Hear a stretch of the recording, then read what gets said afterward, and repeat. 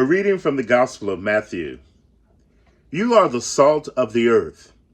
But if salt has lost its taste, how can its saltiness be restored? It is no longer good for anything, but is thrown out and trampled underfoot. You are the light of the world. A city built on a hill cannot be hidden. No one, after lighting a lamp, puts it under the bushel basket, but on the lampstand, and it gives light to all in the house. In the same way, let your light shine before others, so that they may see your good works and give glory to your Father in heaven. Amen.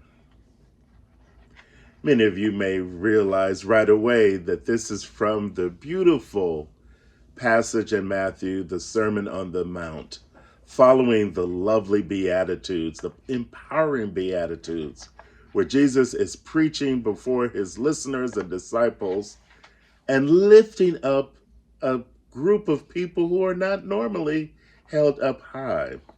Those who are mourning, those who are meek, those who hunger and thirst and for righteousness, the merciful. And Jesus tells them they are blessed, they are comforted, they will be rewarded. And he follows this with empowering words. You are salt of the earth. You are the light of the world. Now, I don't know about you, but I am a big salt fan.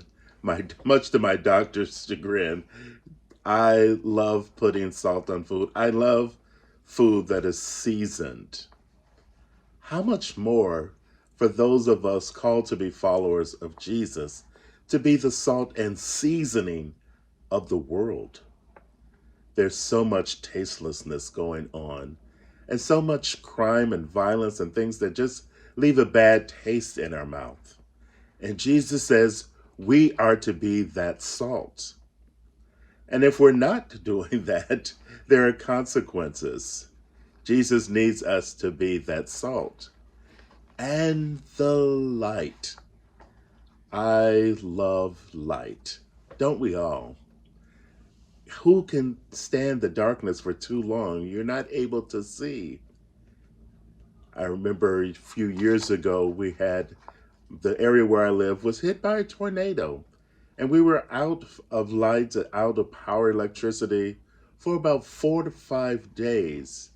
And when nighttime came, it was quite challenging. Had candles all over the place. Jesus says we're to be that light. We're to be the light for the world, to help people see in places of darkness. We're to help people see the good works of God, as well as the works that need God to take place.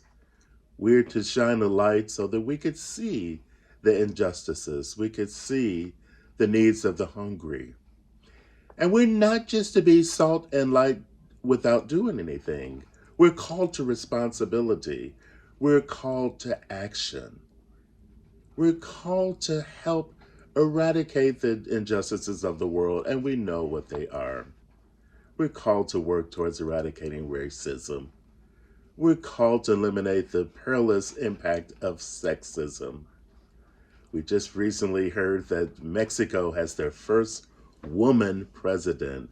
How empowering. We're called to feed the hungry and to see where they are. We are the salt and light. We are the instruments of God. We have these good gifts and use them.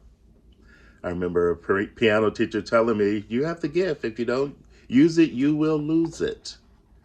We're to use the gifts God has given us. And if we don't, there are consequences. But we also have to remember these gifts don't belong to us. They belong to the community and people of God. We're blessed to have them. Thank God you have the gifts that you have.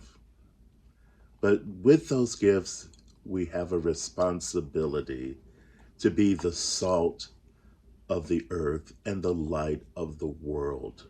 May you be empowered to use your seasoning, to use your brightness to help make this a better world. I think that's what we all are called to do. And Jesus says, I've given you what you need to do to make that happen. Use them. Amen.